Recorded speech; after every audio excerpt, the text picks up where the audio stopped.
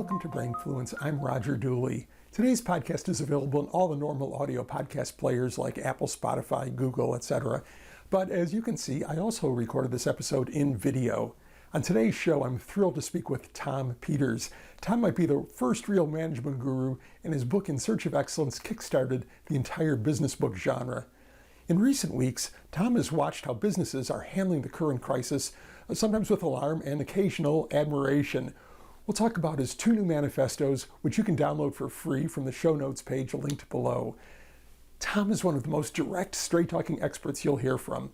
You'll learn why your customers will never be happier than your employees, why women leaders so often outperform men, and how Tom's classic management by walking around works when nobody's in the building. Here's Tom. So Tom, welcome to the show.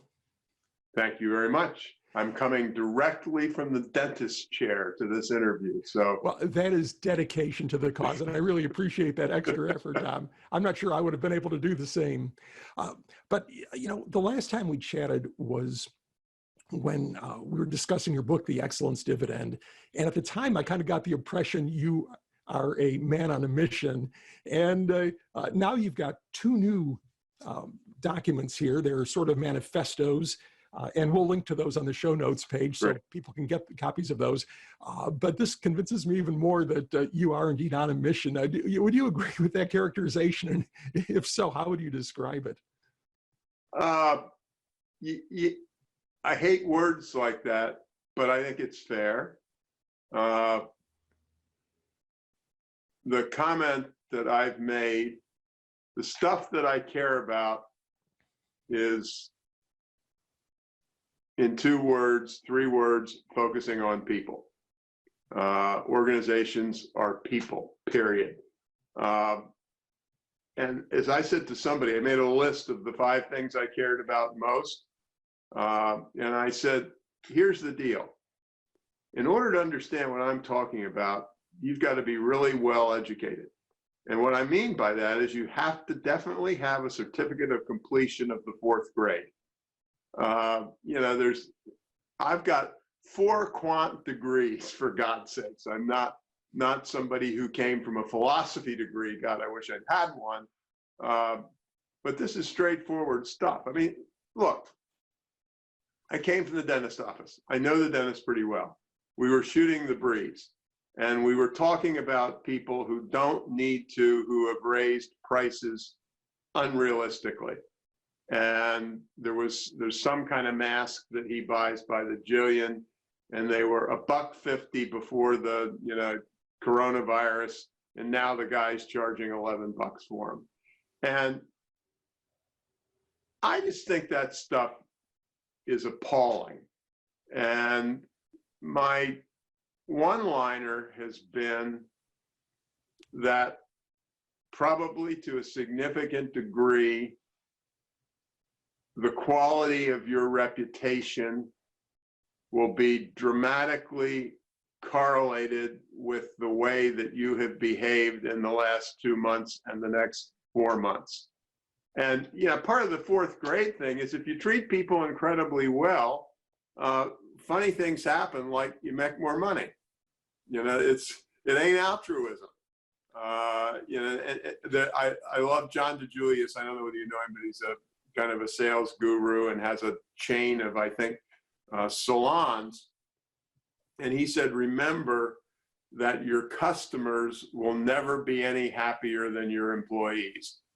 And, there are a lot of one-liners that sound a little bit cheesy that whatever, but that's profound. That's as good as anything any of the Greeks could have said. And so I focused on people.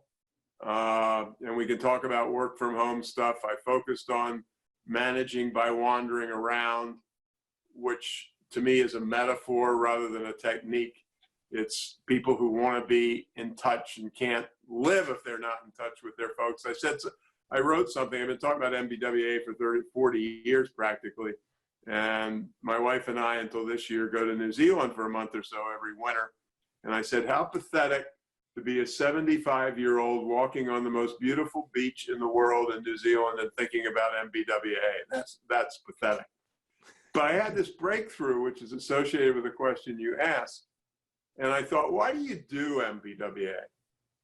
You do it to learn about what's going on at the front line. And then I thought to myself, that's a crock of crap.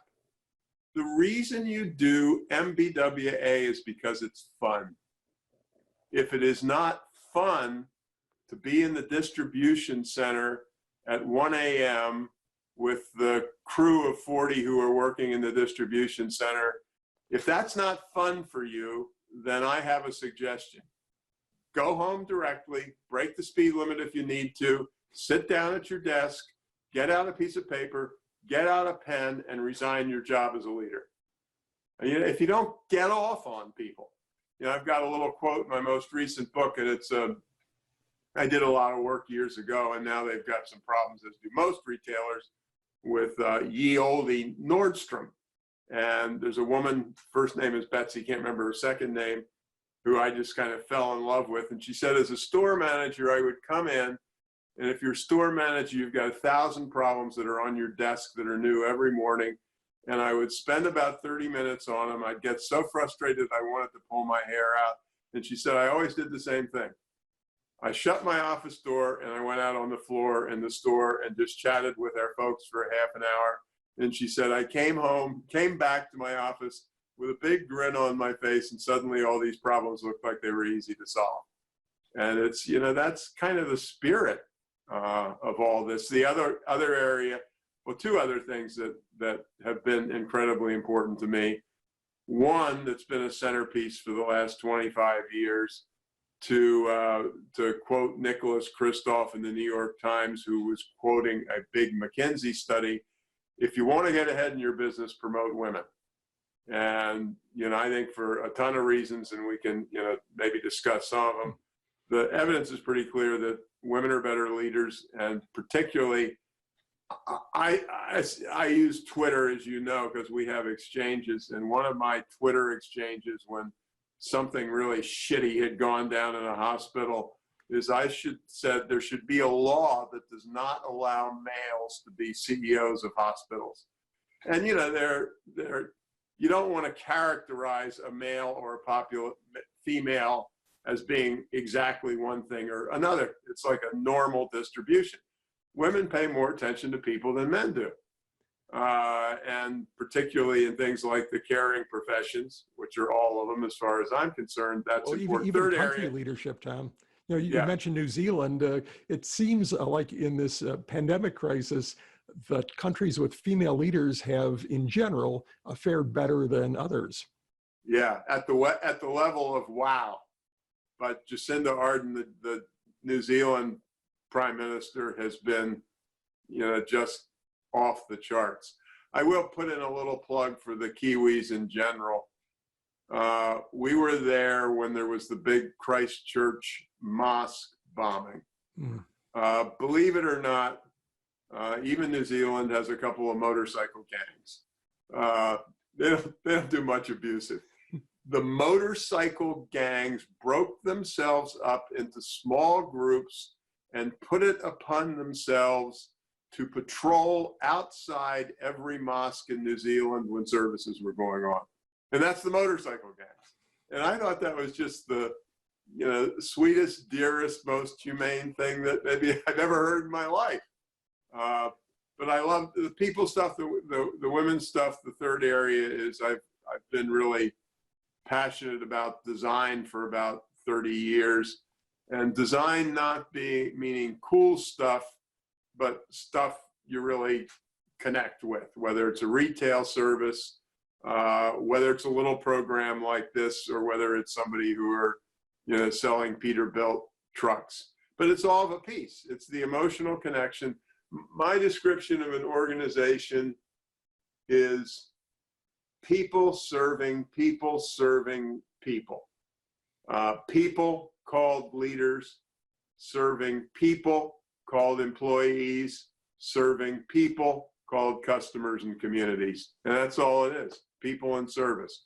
And if you haven't gotten that by the last day of your fourth grade education, can't help you. You mentioned management by walking around. That's something you've been talking about for decades, Tom. I'm curious, how are people adapting to this when much or most of the team is working remotely? How do you accomplish that in this sort of new world, at least a new world for many people, many businesses? Yeah. Well, I want to say two conflicting things. I'm going to perhaps give a suggestion or two, but the most important point, Roger, which you know as well as I do, is with these changes, it's a learning curve. You're not going to read a book by you or by me or anybody else that's going to give you the 7 steps to doing MBWA in a WFH environment. And sometimes books kind of seem to promise that. But MBWA is a desperate need to be in touch with people and help people. And your goal, if you are a manager having a Zoom meeting, your goal is not to see if we can get through all 9 agenda items in the next 45 minutes. The goal is to say, hey, Roger, how you doing? How's the family doing? Are you guys adjusting? Shelley, who works for me, is working from home with 2 teenage daughters who are living at home full time.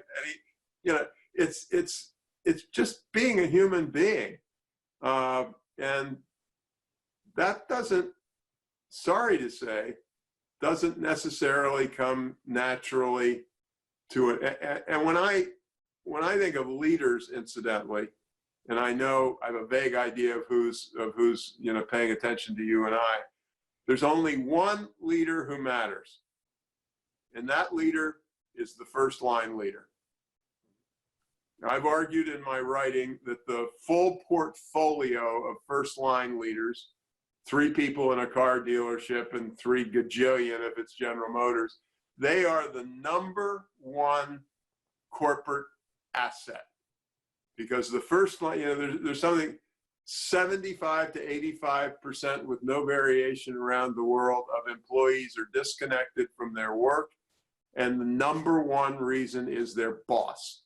It's not that it's an immoral company or a moral company, but it's their boss. And you can look at the research, and everything correlates with effective first line leadership: quality, honesty, productivity, you name it. And so that's that's the only leader I care about in the institution. Mm-hmm. Yeah, one of my I'm sorry. The point is. Go ahead, Tom. We tend, that old one-liner, the biggest mistake in the world is to promote the best salesman to sales manager. Mm-hmm. And it's a little exaggeration, but it's also got some truth associated with it. The most important attribute in promoting somebody to first-line leadership is empathy. Period, all stop.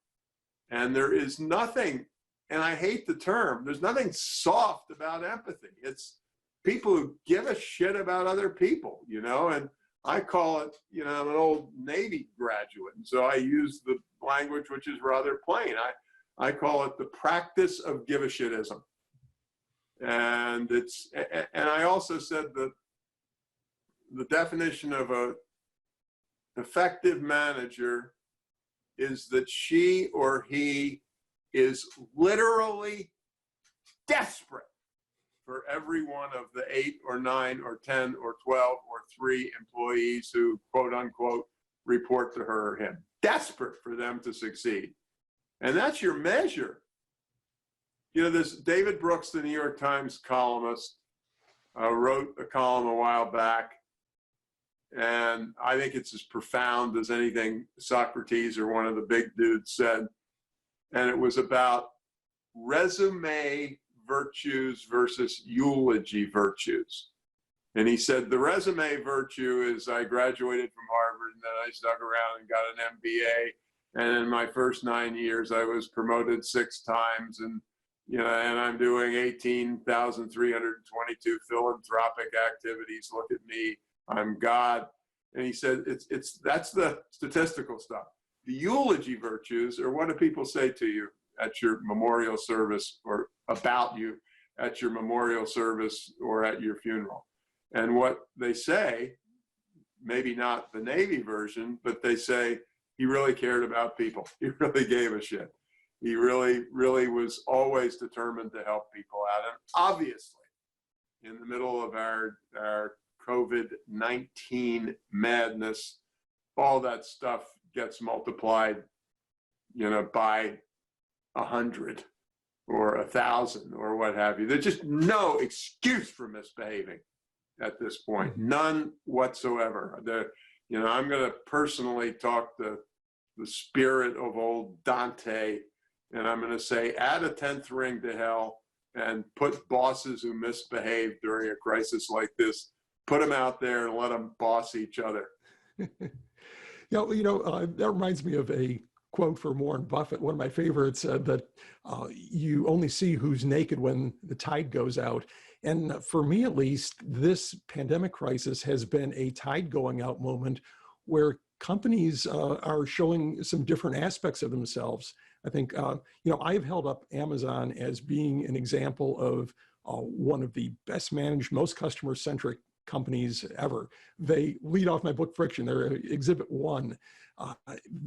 Jeff Bezos has said that he is not worried about his shareholders, that if the company takes care of their customers, the shareholders will be fine. And they have, and the shareholders have been fine. And, to me, this is really a lot of your kind of thinking, that very sort of don't focus on the shareholders, put the customer first. But in this pandemic, we've seen a little bit of a fraying at the edges, I think, on the employee experience there, where folks are feeling like maybe they've been put in more dangerous conditions than they should be. We've had some random protests and stoppages. So now it's pretty hard to tell how deep that runs and how much is just being blown up by the media looking for a story, but it seems like there is something going on there. I'm wondering what your take on this is. Are we seeing companies in a different light now in some cases? I think so. And from what I can tell, which is with the same amount of data you have, what we read, that problem goes pretty deep at Amazon. I live in a town called Dartmouth, Massachusetts, which is 15 miles from a town called Fall River, Massachusetts, which happens to have a 900-person Amazon warehouse. And they're driven pretty hard. And I was talking to somebody actually, and if you have 900 people, you're going to have outliers and some people who just complain. It's not a very pretty picture in terms of how hard that they have been pushed. And my wife and I have some wonderful hummingbirds on a hummingbird feeder outside the kitchen window. And the feeder blew down, and it's made of glass, and it was broken, and we were desperate to get a new feeder. And it is now Wednesday, and we're going to have a new feeder via Amazon on Friday. Well, I would have been happy to wait till next Friday and, lighten up a little bit on the employees in that warehouse 15, miles down the road. And so Bezos has got a pretty big, I agree with everything you said in your introductory remarks. And right now he's got a real big question mark hanging over his head as far as I'm concerned. Plus I lived in Silicon Valley for years. People have great ideas. I'm really happy for him to be wildly successful financially. I'm a good capitalist.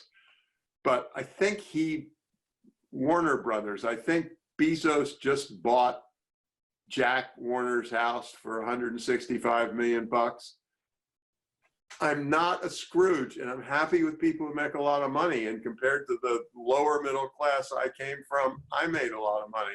But I just have trouble understanding why you need a $165 million house. I'm sorry. If that makes me a communist or a Bernie Sanders socialist, well, I'll have to live with that. But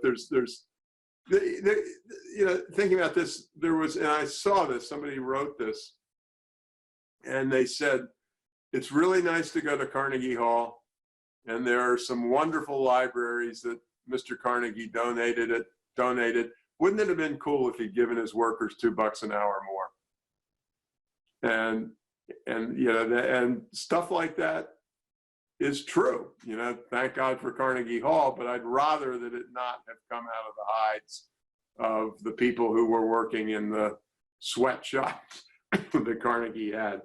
By the way, if we're recording my coughs, it is a cough that I got in the middle of the winter, which has nothing to do with the current time. In fact, it's become a psychological tick. What can I tell you? Great. And you got to be careful what you say, Tom, because I'm a graduate of Carnegie Mellon University, which was originally Carnegie Tech. So I have a soft spot in my heart for old Andrew because a good part of my education is due to him. But no, certainly it's true. And I guess to his credit, he did give away a lot of his fortune, or most of his fortune. But could it have been better for the workers? Undoubtedly. In fact, he obviously had a lot of strife, which we don't have to get into all those details now, but he had some of the worst labor conflicts of the era. So, well, and again, this stuff, self-interest turns out to be good for the P&L. There are some black marks on Henry Ford's record, but he did the unheard of, which pissed off every robber baron in America, and he paid his workers $5 a day, which was unheard of. Mm-hmm. And somebody said, well, why are you doing that? And he said, it's obvious, so they can all afford to buy Model Ts. And, it's a wonderful throwaway line, but it also, has some deep meaning at the same time. Right. And, that's important. And even getting back to Bezos for just a second, he has at least been apparently quite fair in his pay with his workers. He was one of the first to go to $15 an hour for his hourly workers. Yep. And so I think he's been transactionally quite good with them, but I'm not sure that the company has the emotional loyalty or engagement that some better employers do.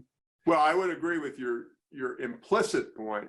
And that is, it's not the kind of story which lends itself to one-liners. Because relative to this place that's near us, Amazon has spent a lot of money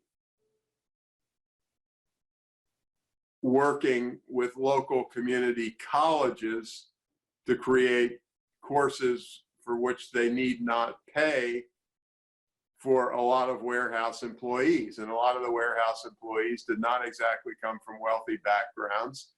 And obviously none of them want to spend the next 40 years of their life, plucking packages from shelves. And so it's helping them get ready for a better life. So there's certainly pluses there. Which actually, that's a great segue, Tom, into your 27 number ones. Because you've got this great document, 27 different areas that you have a number one priority in. And interestingly enough, you have, much like in The Lord of the Rings, there was one ring to rule them all. You have one number one to rule them all, and that's training.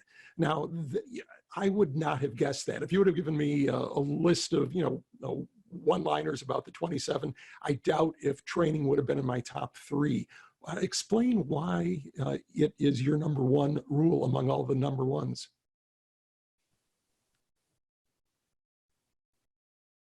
We got an hour. Well, first of all, I would quote, which is always easy, Richard Branson. And one of the saddest one-liners in business is, if you train them, they'll leave. And Branson's one-liner is, train them well enough so that they can leave, treat them well enough so that they won't want to leave. And, that's some serious, and there's a lot of stuff like this around, some serious Oxford folks wrote a piece or a book, and it said that, forgetting the dislocations going on now, which are just earth-shaking, which said 50% of white-collar jobs are at threat to automation, meaning mainly AI, when it's white-collar jobs, over the course of the next 20 years. And what that says to me in part is, and I said this in different terms before, anybody who goes to work for you for 90 days on a project or 9 years should be better prepared for tomorrow when they leave than when they arrive. Plus, effective training is, you can spell it in 5 letters with a break between the first and the first 4, and the next 4. Effective training is called I care. And effective training, again, like the line I quoted from John DeJulius, who said your customers will never be any happier than your employees. I just think that learning and growing is the essence of David Brooks's eulogy virtues. It is the essence of effective performance. It is the essence of effective teams. And this is related, maybe not quite one-to-one. I was at a social party near where I live, and one of the people who are here in the summer was there.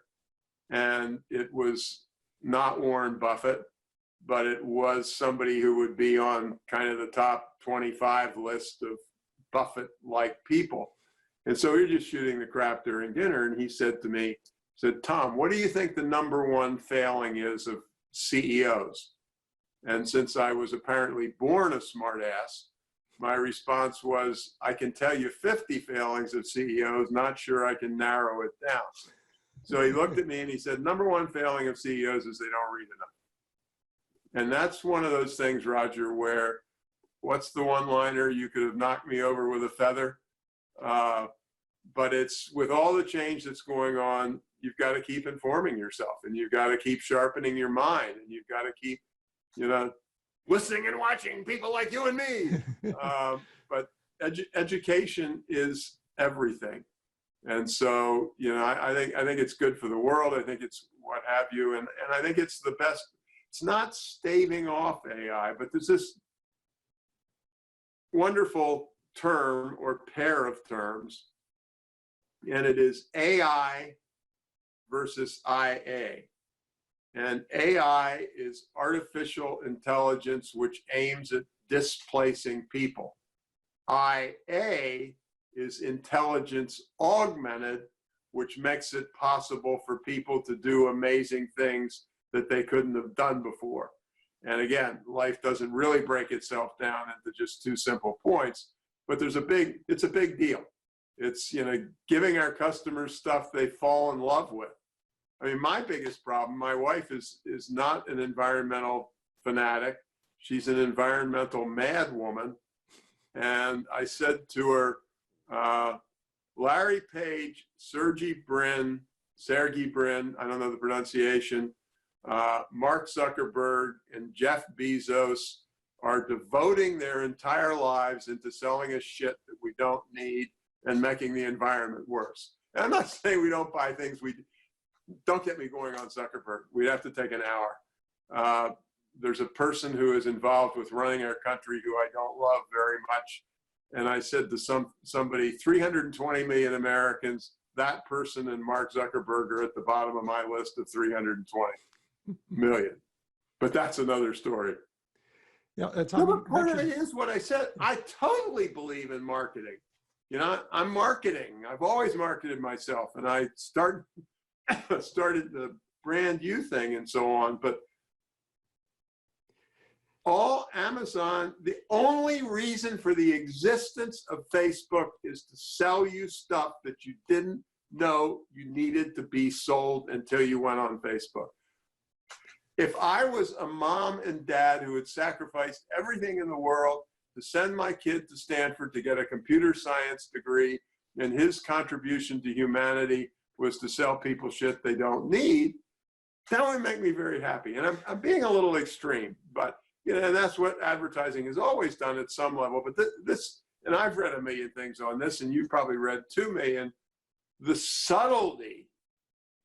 Well, it's that one-liner. If you took 20% of of Facebook's data about you than if I had those 20 and I massaged them accurately, I would know more about you than your wife does and your best friends do. You know, the ability to overdo it with data is truly frightening. Yeah, I think there was actually a study about that given some data scraped from internet sources, researchers were able to better predict certain things about individuals' behavior than their spouses. I don't have a reference on that at the moment, but Yeah. I do recall that's a. Well, I think you wouldn't need much of a reference, because I bet you if you use that full sentence on Google, you would get 100 confirmations with 100 different studies, 90 of which were worthwhile. Yeah, probably. I want to ask you, you mentioned reading and how important that is, and that is one of your other 27 number ones, number Right. 19 or something like that. Read. And glad you memorized the numbers, Roger. I appreciate that. That's the kind of readership. That was a guess. Somewhere in the final third, yeah, I think. Absolutely. But anyway, I have no problem reading, or I am forced to read. I do a weekly podcast, which means there's probably 50 plus books right there. Plus I read other books outside that. But I'm curious if you have any tips for how to then actually effectively use that knowledge, how to put it to work for you, because I'm sure it all goes into some database that informs my decisions when I make them. I have some dim recollection that, oh yeah, that book gave me some little snippet of information that might be useful. But, I think that if you read just a few books, but actually implemented what they told you, if you said, okay, I've got, I think you could probably take one chapter of the excellence dividend. If you said, okay, I'm going to act this out in my life, you would be a far better leader. But do you have any tips for how people can sort of bridge that gap between the reading and the doing? Well, a couple of responses. One of them is, you should never believe any idea in my book. If you think it's a positive idea relative to this reading thing, then triangulate. Find 7 other books roughly on the same topic, and you do not have to read all 317 pages. But to me, Edward de Bono, who was the creativity guy, said the magic of creativity is, he didn't use the word reading, is reading horizontally. It's not the depth of a narrow topic for a PhD. It's the breadth of what you read. And I think you said it perfectly. I'm more than willing to answer your question, but you said things come to mind. And that's really the point. And it's having a broad bucket of stuff from which those things come to mind. And that's really what creativity is all about. Mm-hmm. Well, Tom, I want to be respectful. I've seen one too many self-help books on the shelf that said these 7 things will make you rich, these 7 things will make you a great leader. The thing I owe my mother most at some level is she made me a reader by the age of 5, and it was horizontal reading. I don't find anything uninteresting, for all practical purposes. And I think it helps. And, I think it helps when I'm writing, or it helps when I'm speaking. And it's just what you said. I'm in the middle of a sentence and some little lightning bolt of an article that I read in the Washington Post, speaking of good things Jeff Bezos has done, or what have you, it just zips into your head, and somehow or other, it influences you. Mm-hmm. So that's all I can answer. Okay. One final tip here before we go. I want to be respectful of your time, Tom. We've been talking a lot about work. Yeah, I'm going back to the dentist as soon as I, hang up, and so. Just kidding. Are there?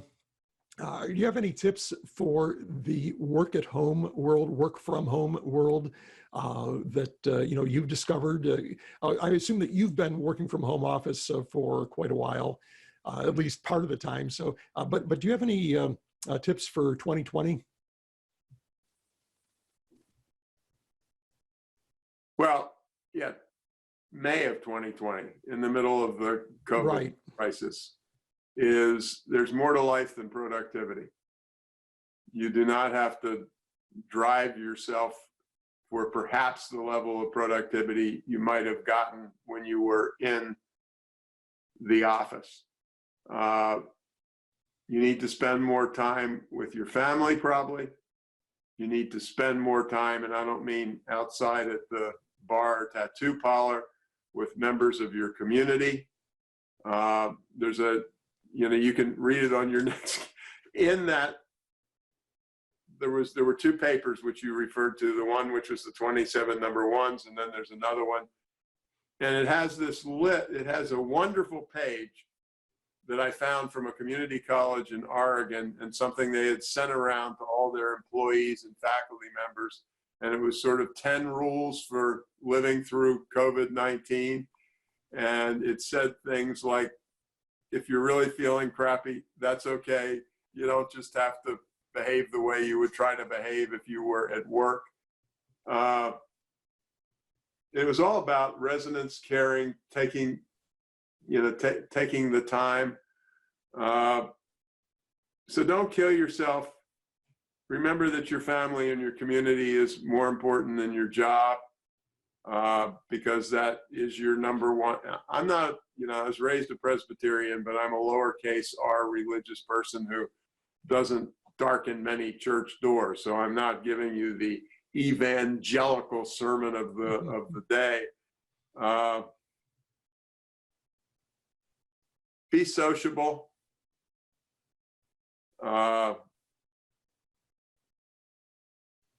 We didn't have time to talk about one of my other favorite topics, which is Susan Cain's book, Quiet, all about the power of introverts. During that WFH meeting, you don't have to be the one who talks the most. But I talk for a living. It pays for the bread. 6 or 7 of my pals and I get together for a Zoom lunch every week. And I was going hiking with about 4 of them the other day. And one of them, who I know pretty well, he said, you talk too goddamn much during these lunches.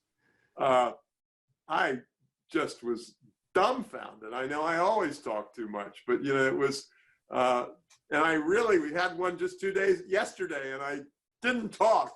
But it's, you don't have to be the noisiest one. Just be thoughtful and get done what you could do, and save time for social stuff. Hopefully your boss will be part of that. But calm down, do your best to stay safe, take care of your children, wear a face mask. I was tweeting on the face mask, and I said, Roger, the real reality is I don't give a damn about you, and I don't give a damn about your family. The reason you're wearing a face mask is so you will not pollute 40 people who you've never met with the disease. Whatever you choose to do with your family, fine. I mean, obviously don't want them to get sick. But I call not wearing a face mask assault with a deadly weapon. And I would say that one-liner is not really necessarily an exaggeration. The face masks don't help you not get it very much. What they do is they help you not spread it. And I think that's like a point that's lost on many people. Of the first order. Yeah, people seem to think, well, I'm not afraid of this virus. I'm going to show that by not wearing a mask, not realizing that it's the people around them that are affected. Well, anyway, we'll let you get back to your tennis, Tom. Let me remind our listeners that we will have links to both of the documents that we talked about on the show notes page at rogerdooley.com/podcast. And I encourage you to check out Tom Peters on Twitter, where he is Tom_Peters, and also at tompeters.com, where he has basically everything he's done for many years. So Tom, thanks so much for being on the show. It's been a blast. No, Roger, thanks for inviting me, and particularly at this time where we'd all like to help each other out a little bit, I hope. This is Roger again. I hope you enjoyed that conversation. Tom really tells it like it is. The show notes page for this episode is linked below and has direct links to download Tom's 2 new manifestos plus a transcript of our conversation. If you want more video episodes, be sure to let me know. Thanks for tuning in.